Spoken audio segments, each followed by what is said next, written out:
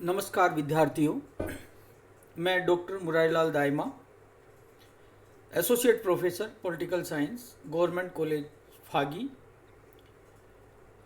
आज हम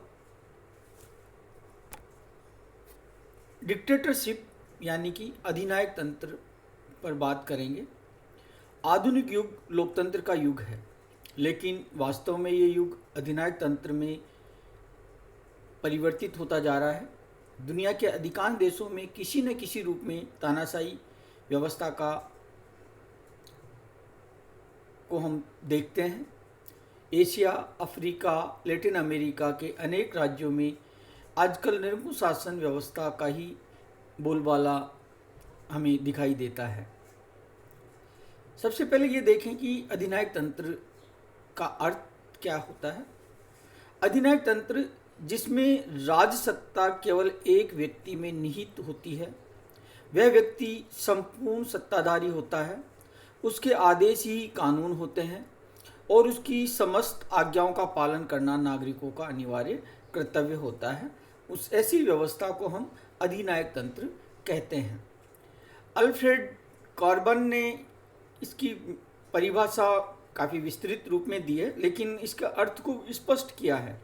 वो कहते हैं कि अधिनायक तंत्र उस एक व्यक्ति का शासन होता है जिसने अपना पद मुख्य रूप से उत्तराधिकार के रूप में प्राप्त नहीं किया है, बल्कि बल प्रयोग या जन सहमति से और साधारणतया दोनों के योग से प्राप्त किया होता है। उसके पास निरंकुश संप्रभुता होनी चाहिए, यानी कि समस्त राजनीतिक शक्ति का स्रोत उसकी इच्छा में होना चाहिए और यह क्षेत्र में असीमित होना चाहिए। उसे एक शक्ति का प्रयोग स्वेच्छापूर्वक कानून के रूप में नहीं बल्कि आदेश के रूप में करना चाहिए। अंत में यह किसी सत्ता द्वारा सीमित नहीं होता है, क्योंकि ऐसी सरकारें निरंकुश राज्य के लिए असंगत होंगी। अधिनायक तंत्र से ऐसी स्वेच्छाचारी शासन का बोध होता है जो स्वेच्छाचारी होने के साथ साथ अत्याचारी भी होती हैं। अधिनायक तंत्र के दो प्रकार हैं, एक प्राचीन अधिनायक तंत्र और दूसरा आधुनिक अधिनायक तंत्र।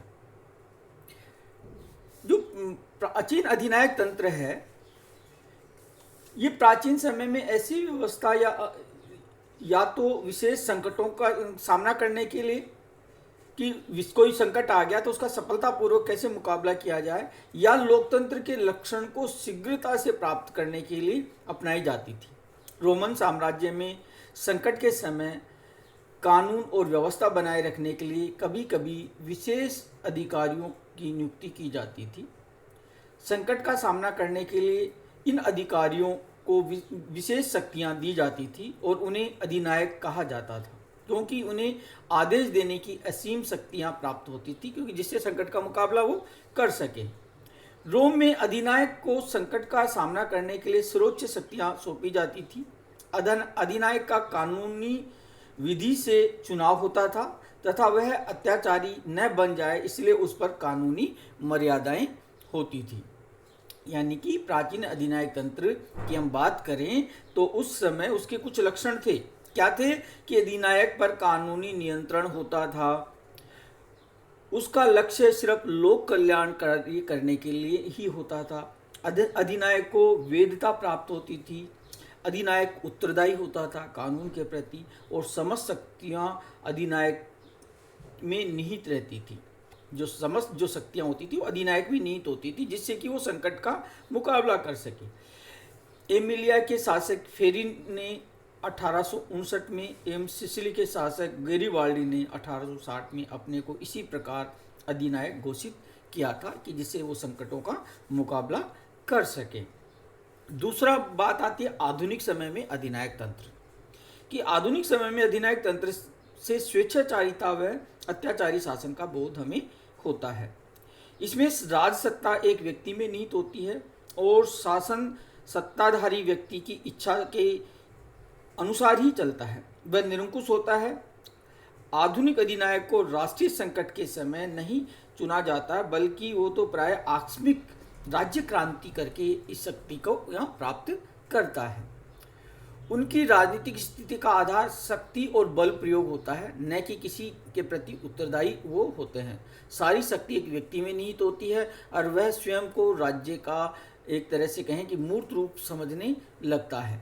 एलन बाल ने एक किताब लिखी, आधुनिक राजनीति और शासन। उसमें अधिनायक तंत्र की दो उन्होंने रूप बताए, एक सर्वाधिकारवादी अधिनायकवाद और दूसरा स्वेच्छाचारी अधिनायकवाद। जो सर्वाधिकारवादी अधिनायकवाद है वो 20वीं सदी में आधुनिक औद्योगिक तथा संचार में प्रगति होने के कारण अस्तित्व में आया। जो संचार क्रांति हुई, औद्योगिक क्रांति हुई, उससे ये सर्वाधिकारवादी अधिनायकवाद आया। अधिकांश सर्वाधिकारवादी शासन आधुनिकीकरण तथा सुधार लाने के लिए कटिबद्ध क्रांतिकारी शासक थे। इनमें एक दल जो वस्तुतः एक विचारधारा से प्रेरित होता था, सत्ता पर एकाधिकार रखता था तथा दल का सर्वोच्च नेता दल के समर्थन के द्वारा एक तरह से अधिनायक की शक्तियों का प्रयोग करता था। जैसे स्टालिन ने रूस में और हिटलर ने जर्मन में, मुसोलिनी ने इटली में ये सत्ता प्राप्त की। पूर्वी यूरोप के साम्यवादी देश भी कुछ वर्ष पूर्व तक सर्वाधिकारवादी राज्य ही थे। एलन बाल सर्वाधिकारवादी व्यवस्था के कुछ लक्षण वो बताता है। वो कहता है कि सिद्धांततः व्यक्तिगत तथा सामाजिक गतिविधियों के सभी पहलुओं से सरकार राजनीतिक रूप से संबद्ध होती है। दूसरा, एक ही दल राजनीतिक तथा विधिक रूप से प्रभावी होता है। तीसरा, सैद्धांतिक रूप से एक ही सुस्पष्ट विचारधारा होती है जो उस व्यवस्था के अंतर्गत संपूर्ण राजनीतिक सक्रियता का विनियमन करती है।